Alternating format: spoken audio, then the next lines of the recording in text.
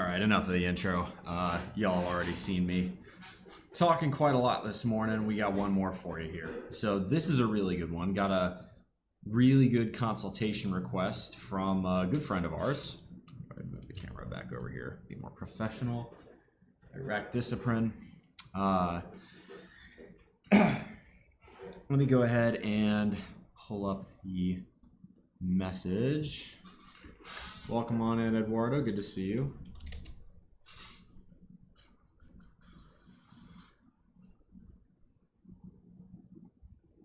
All right. Here we go.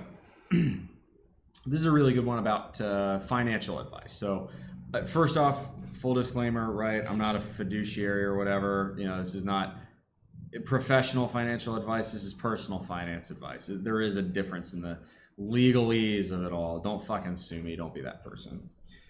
All right.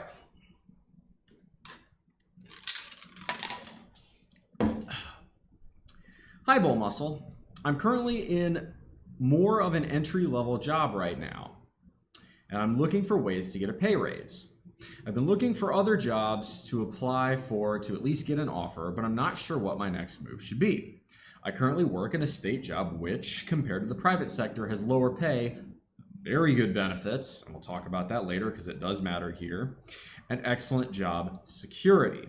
However, I've been thinking about leaving this job for one that pays better outright. There's some factors that make me question if this is the right move. For reference, I know this particular consultee fairly well. This person works in IT, has been doing very well at generally getting their financial cards in order, house in order. I don't know why. Anyway, they really got a high level of respect for this person. This person's done a lot of hard work to get to a place where I don't think most people in their 20s are.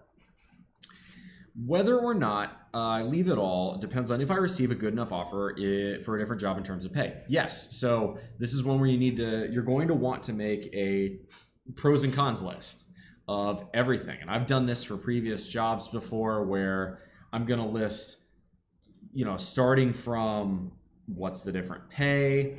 In fact, actually, if I should be able to look up, I have it in my old notebook. I did just this when I left South Carolina for this job. I had another job in Washington as well where I created a giant pros and cons list. Just need to find it. That was the Puerto Rico Journal. Somewhere in here.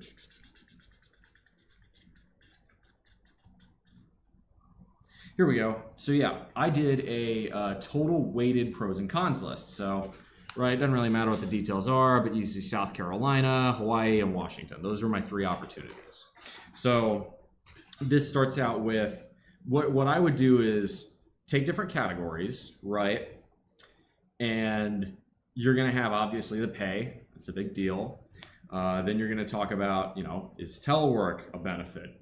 Does that apply to you, right? You can weight. I weight them between 1 to 5, so it's a multiplier effect. So the pay, well, that matters a lot. So that's a 4 out of 5. Things like work schedules, right? So South Carolina had a 4-10 schedule. Here, it's a bit more flexible, but it's a 5-day schedule, so it's a little different.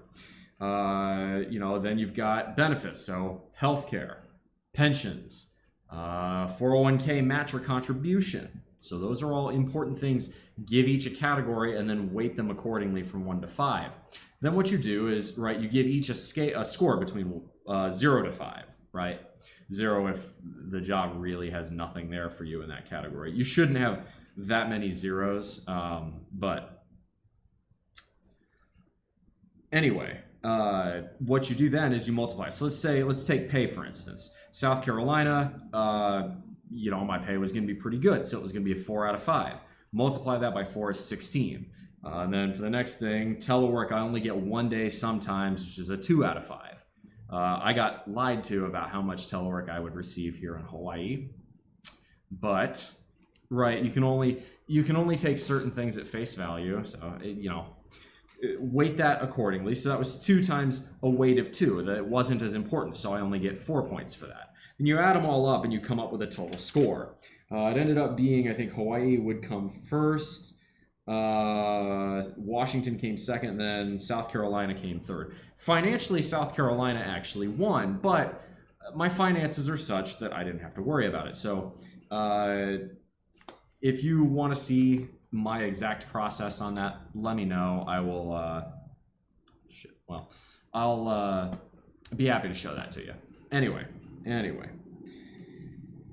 So, moving on from that, let's dive back into this email here.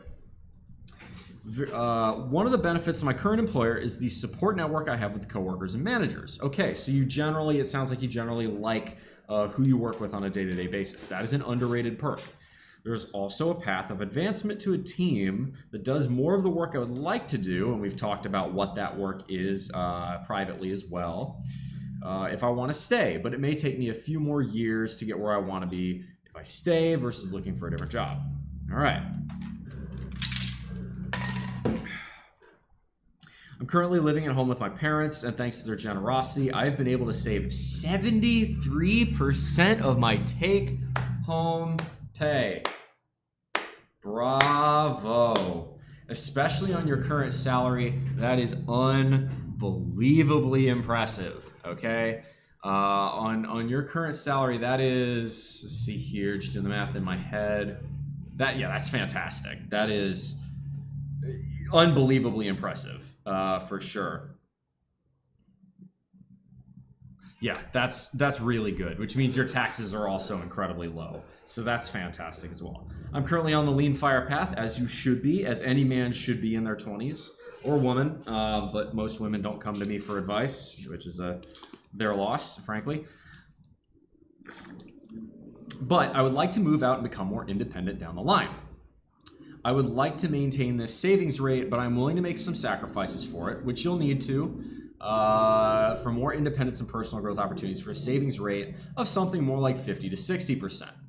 And we'll get to why savings rate really matters in a moment. Actually, no, we'll talk about that now. So it does not, how much raw money you save is not going to change how quickly you are able to gain financial independence. If you don't know what financial independence is, or FIRE in general, it stands for financial independence / retire early. So that is, put short, I really need to get myself a whiteboard. Note to self, someone post that in my Discord. You know, I'm gonna do that in the ideas and feedback channel now.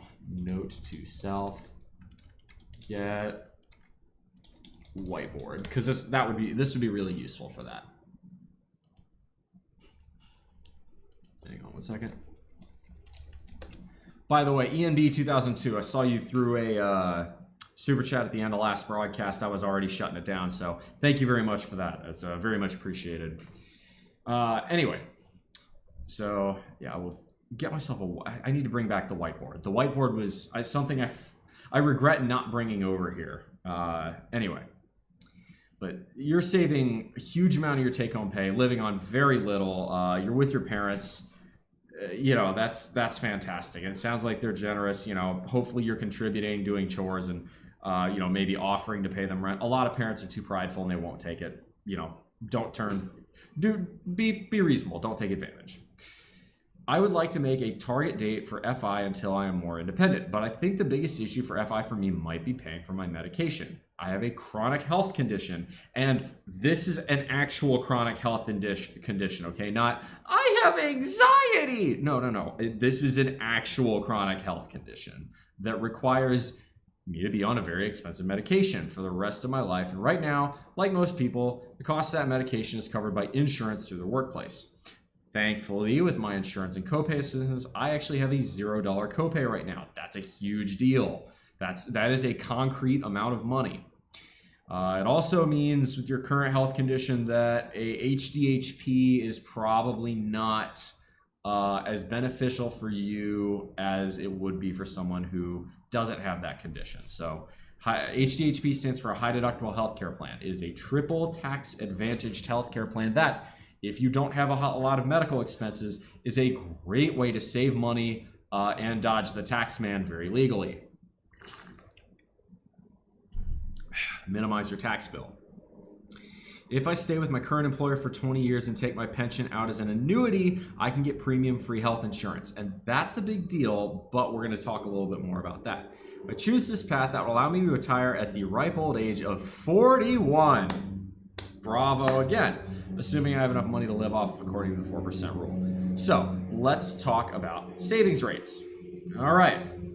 So that means you started work at 21. If you've been saving 73% of your take-home pay, you will have more than enough income to retire at 41 from investments. I assume you're doing actually I know because I've talked to you. I know you're doing the boglehead thing where you're investing your money wisely. You're investing it broadly and large, relatively low expense ratio index funds, as you should be.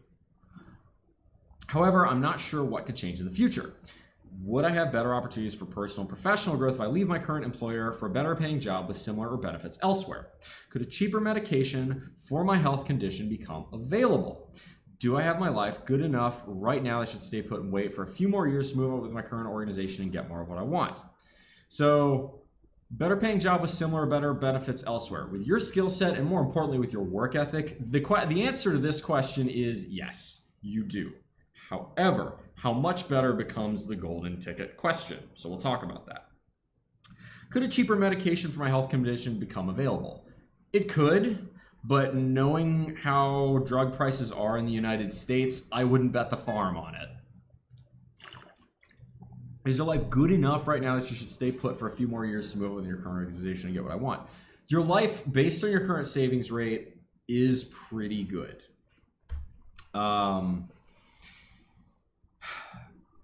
Let's see, here we go. From what I've read, most fire members get their health insurance through the Affordable Care Act. Yes, and no ACA plans cover this medication. So I will have to pay for my medication out of pocket, which I would not be able to afford. Yes. I've also found a lot of people in the fire movement who are in this situation. Most people who are in the fire movement don't have a chronic health condition, do just fine with the ACA insurance. People who have the chronic health condition I have, not going to say what it is for privacy reasons, think that early retirement is a fantasy and that they will have to just work for health insurance until they're eligible for Medicare. What do you think I should do? Thank you for the time to produce this content. Wonderful. Okay, so I asked them a few follow-up questions, really just for my own knowledge. I had most of the answers, but I wanted them in a convenient spot. So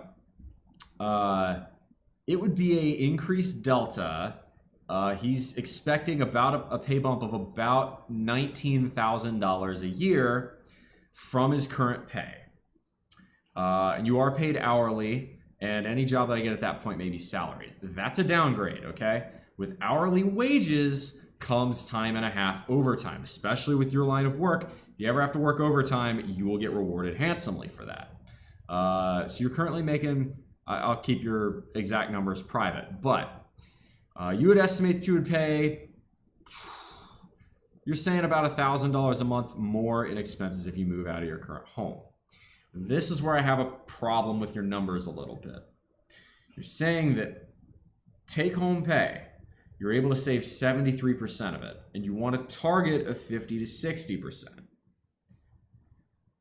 At your current salary, $1,000, right? So 50%, that's 23% decrease in take-home pay. First off, at 50% using your strategy, that'll give you a rough approximate working career of 17 years. So 50% bang on should be your target. You can go for more if you want, but since it sounds like you've got the medical issue, yeah, you're probably going to want to work at least into your 40s. Now, if you want to go lean enough fire, you could explore the Medicaid route. If you've got qualms about taking, using Medicaid as a way to get your health care paid for, you can post very low income because you're only just taking out withdrawals, or you can work under the table for cash as like a 1099 type deal. With your skill set, you could probably do that. That becomes an ethics question, so only you know the answer to that. So you could go the Medicaid route if you wanted to really go skeletal, like anorexic lean fire. You currently live in a low cost of living area, and you're pretty happy there. You want to stay there. Unfortunately, the state you're in, a large part of why you'd want to stick to your current job is pension related. The state you're in is fiscally insolvent. The first thing that's going to go, and that's going to have to go, is those pensions. And I don't want to sugarcoat this one for you, but your state is not going to pay out the pensions you think it will. It's not. I work currently at a job where I too have a pension because of it's government work, and I take no stock in it. Apart from getting back the money I put in, you ain't gonna get shit for an annuity or a pension. That will get cut. Between now and, you said 20 years in your career, you've been working there for a few years, so somewhere in the 20, 40-ish range. No, your state will be insolvent by then. I know it's not trying to. Well, okay, you live in Illinois, right? Illinois is a big enough population state to where I don't feel bad about saying that. But right, pensions from the state government of Illinois are barely worth the paper they're written on. Illinois, unfortunately, is not. They've set themselves up for fiscal failure. They promised too much with their pensions. Already they're running into massive shortages.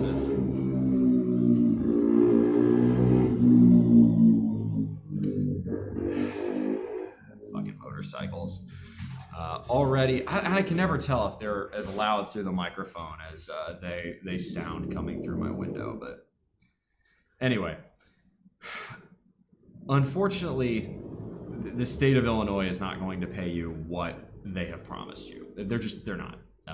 The wave of boomer pensions that's really starting to ramp up and will continue to ramp up through the 2020s before the boomers start dying off is going to eat Illinois alive. So there will be pension cuts. There will be pain. In the same way that Social Security and Medicare will hit an insolvency point. The difference is that Illinois' financial straits are even more dire than the United States as a whole. So I would not take a lot of confidence in the pension plan. That said, for healthcare, remains to be seen, right? You can't really bet the farm on healthcare improvements, but in reality, it will probably be true that the cost of the drugs you need for your disease, I'm just gonna look up the cost of that real quick. I had it and lost it. Go ahead and just look at that.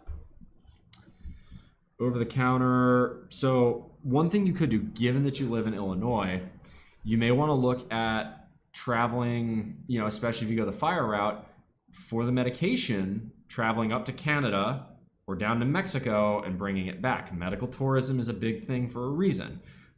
May also influence, if you want to live in a new area, you may want to consider a place like Texas or Arizona or, Washington or Maine or Minnesota. Well, North Dakota. Minnesota's got issues. But, a state like that where you are close to the Canadian border. Because if you can find a way to import those drugs, I would guess, now I don't know this off the top of my head, but the estimated annual out-of-pocket spending, in general, it is a 4-digit sum at minimum, probably could be higher. But I would guess you could slash that by importing, just taking a road trip and buying drugs for that in bulk across the border. I would take a good hard look at doing that as a way to future-proof, assuming the U.S. healthcare situation doesn't improve over the next 20 years, and it might. There's no way to really know that for sure. But you have lots of family and friends in this area to help me out and show me around. So I get it. You'd want to stay in your current place. Just be aware that I would not take as much stock in the pension as you're thinking it will. Hopefully it'll act as something of a guide to the area I want to move to. Not sure what the benefits of the working years are going to be at a different company. Most likely they aren't going to be as good as they are now. Biggest loss, I likely won't have a pension. You're not going to have a pension anyway. if you do get a pension, it is going to be severely lower than what they're telling you it's going to be right now. The state of Illinois just does not have the money. I know plata, to quote based Argentinian leader Javier Milei. I know plata. Illinois does not have the money to pay you. They're lying to you. And I don't think my healthcare options post-retirement will be anything as good as the private sector as they are in the state job I am right now. Yes. So here are a couple options you can do. The first is something called barista fire, where you get a part-time job at a place like Starbucks or some other company that offers healthcare as a benefit. Do it for 10, maybe 15 hours a week. It brings in a little bit of money, and it definitely lowers the fire number that you need. In other words, you could do that even earlier, or you could have a little bit more money to spend. So there's one option. Another option is that you switch to the private sector, improve your pay because you're still in your 20s, do that for a handful of years, and then maybe in your 30s and your 40s, as you're getting closer and closer to that fire point, you dial back, you go to a government job again, right? It sounds like your current coworkers like you, and they'd probably take you back if you want a boomerang, right? Get the higher jobs and then come back, and they'll probably pay you more at the government role, because that's how it usually works. Let me just...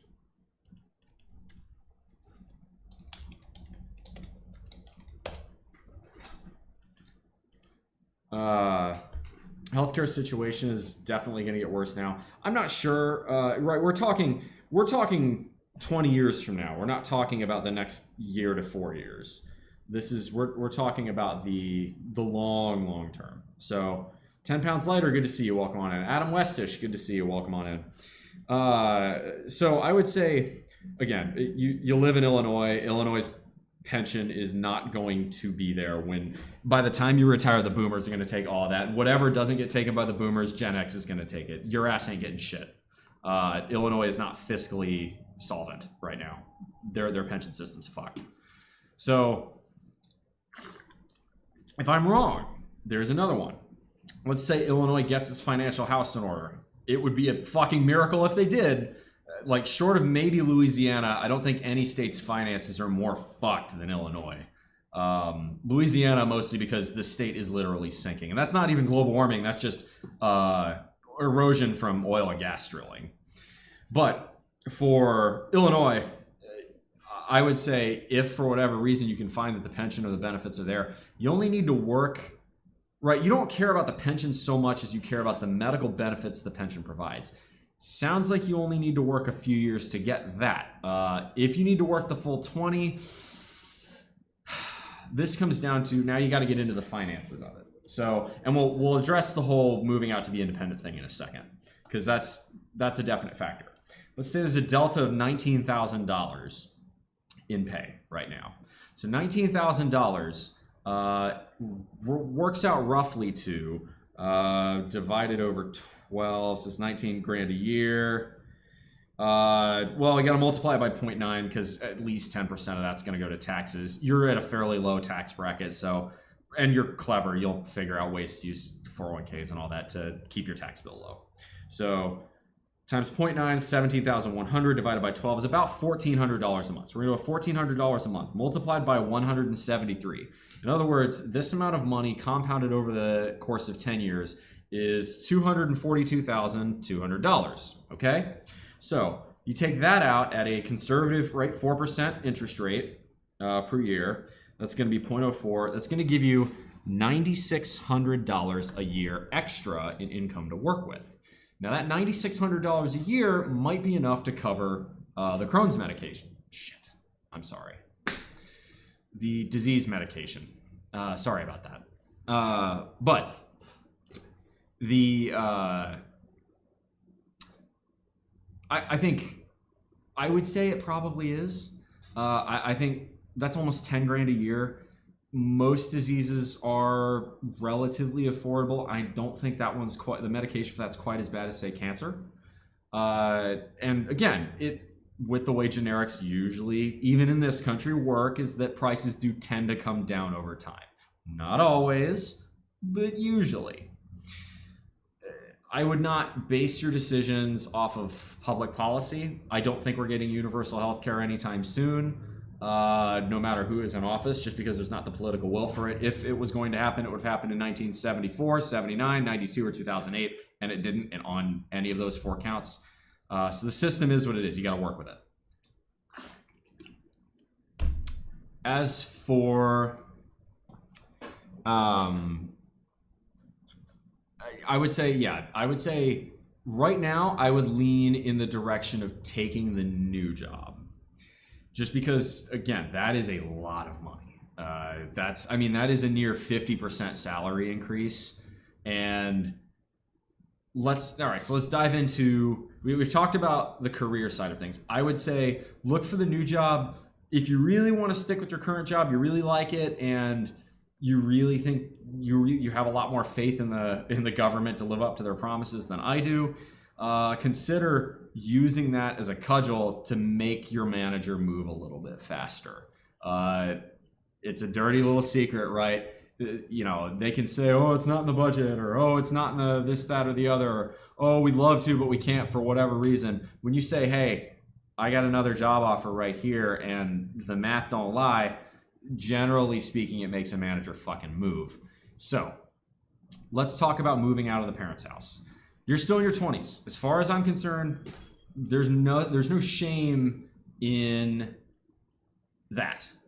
And you're not looking for starting a family or having kids anytime soon. So there's very little, apart from this ethereal idea of independence, which, while it is a very American trait, very admirable that you want to do that for self-suffertation reasons, you said roughly $1,000 a month in extra expenses, and those expenses are post-tax. So $1,000, you said your current savings rate is 73%. That'd bring you down to, you'd want to be at 50 to 60%.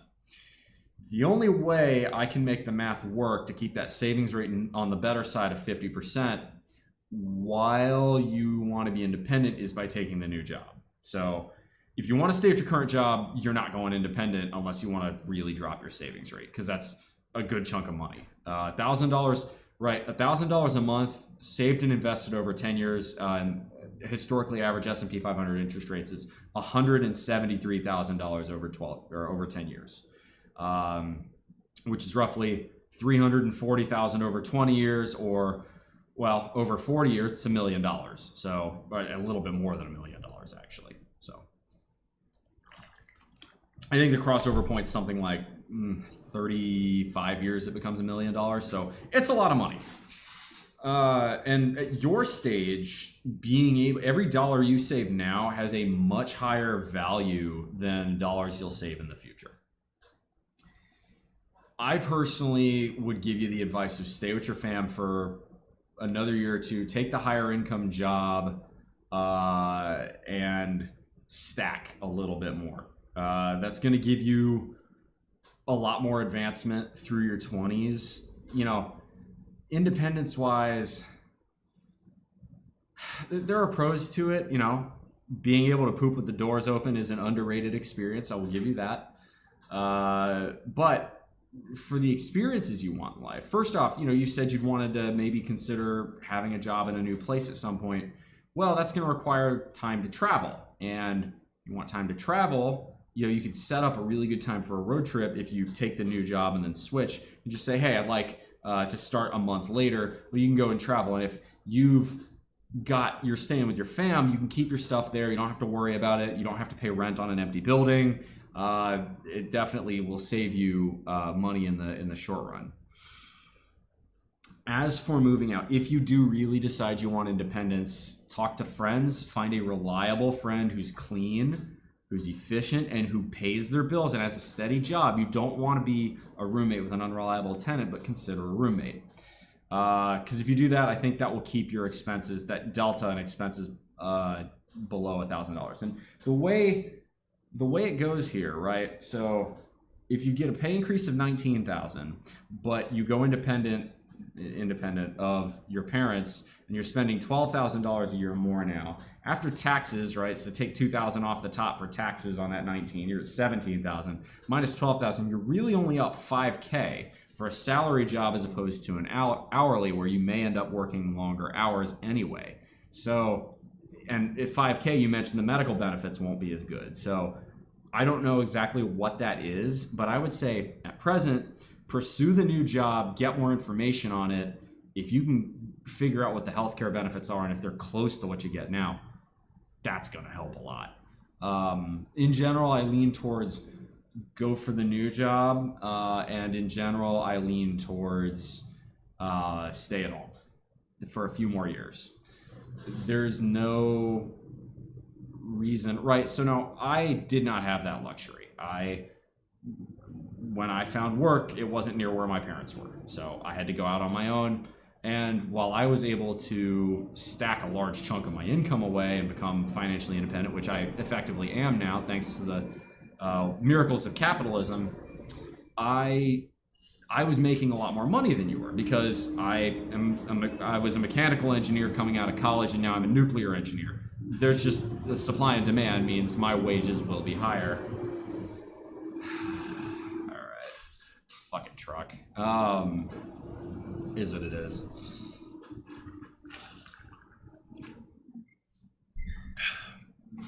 Given your skill set, I think you would be able to, even if you go the financial independence, you get to the fire point and you say, well, shit, ACA doesn't cover my medication, yada, yada. I would say you'd probably do just fine. It'd probably be easier instead of working full-time, for that long in a low-paying government job and relying on a pension and benefits from that pension that may not necessarily be there when you go to collect. Consider instead, Jesus Christ, could y'all make any more noise out there? It's a garbage truck. Hang on a sec. Give me 1 second, y'all. Hell. Just making as much noise as you possibly can, huh? Hang on. Ah!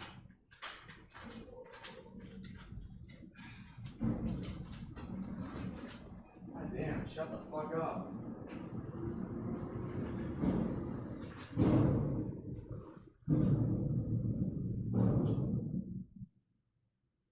Alright, hopefully that quiets it down just a bit. Sorry about that. But where I would go with this is, it sounds to me like you will have skills that will allow you to do part-time work or contract work or 1099 work.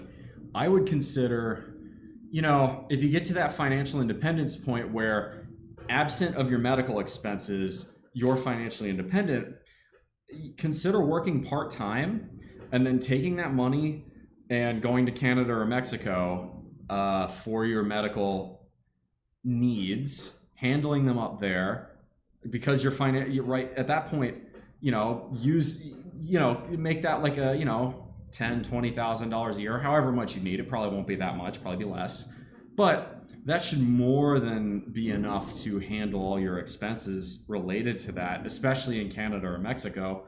Or fuck, you go over to Europe for that amount. I mean, if you're working as a contractor, you can go wherever the fuck you want. So that would be my advice. I would say take the money, stay at home, stack it a little bit faster, get closer to financial independence.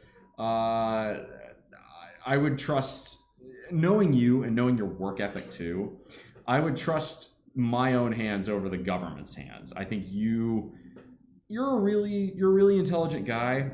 Your skill set is only going to improve, and you're only going to get a better deal from the labor force as time goes on. Because God forbid, even if something happens to your field, you're smart. You'd be able to adapt. You'd be able to find new work with no problem. Absolutely could see you doing that. And if you do feel like trying somewhere new, just let me know. I can show you Hawaii. Wouldn't recommend it on your current paycheck, but if you get tired of the cold, let me know. So, all right. In summation, so if you go independent and you go for the higher salary job, it's gonna be being independent will basically eat that entire pay raise, especially if you're not gonna get the same kind of coverage for medical expenses. So I would say take the new job, stay at home for the time being. My only caveat on that would be if the new job is so far away that like the commute is just horrendous. Veg, fruit, nut gardens, animals. Well, I mean, you can have all that stuff on the continental U.S. even where he's at in the Midwest. It's just you have to deal with winters that are horrendous. His cost of living is very affordable. So he's got a network. He's got family and friends there. I get why you'd want to stick around in the general area you're at. You know, the people sleep on the Rust Belt, and it's actually a really nice area of the country if you can tolerate the cold, which, because I have lived in the South for so long and now I live in Hawaii, I very much cannot. I'm going to freeze my ass off when I go to New York for the fashion show in February, but that is what it is. Any other details? I'm going to make sure I didn't miss anything in the email here. So what do you think I should do? Stick with the fam, go to a new job. That would be my advice. I would say do your research and get benefits, but definitely pursue the new job, get more details on it. And and try to get an idea of what your expenses would be for your medical condition, such that you can estimate expenses if, say, whatever your future employer insurance doesn't cover it. I think it would. Most employer covered insurances would, and that's gonna, you're still gonna be working at least into your 30s, given your salary. You are very frugal, and I have a lot of respect for that. But life will throw you some wrenches inevitably. I would say go for the money for now. And again, if you don't like the job, that's the other thing. If you don't like the job, you have set yourself up well in your old job to where you can probably come back to it. Doesn't sound to me like that would be too big a deal. Again, I would say if you're not going to go, if you really don't want to leave your current job, use the new job opportunity as a cudgel to boost your pay. It sounds like it's going to take another 2 to 3 years to bump your pay from its current status point, and given your skill set, you deserve more than what you're making. So I would say, in your situation, that's what I would do. But stay at home with your parents for at least a few more years. Your base salary isn't really high enough to where you can keep your savings rate north of 50% if you're on your own. You would be really living lean, or you'd be living with roommates. And I think being with family is probably better than being with roommates. Having done both. Both they can be good, but I would say stick with your fam for now. Let me see here. Yeah, you want to stay in the same region, so keep the user.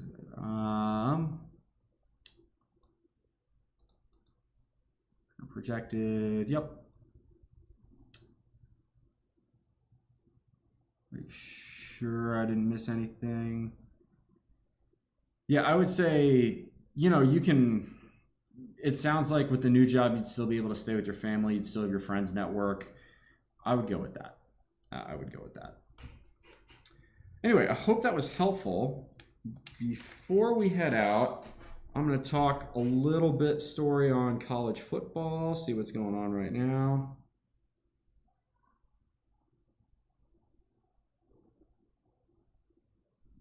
Hang on a sec. Okay. Let's see what college football scores we got so far. College football scores. I know A&M's not playing until later, so I'm not really paying attention to that right now. Bro, Indiana put up 7 on Ohio State, and Ohio State took that personally. Scores 28-7 Buckeyes right now. All right, Indiana. It was fun while it lasted. UNLV ranked win right there.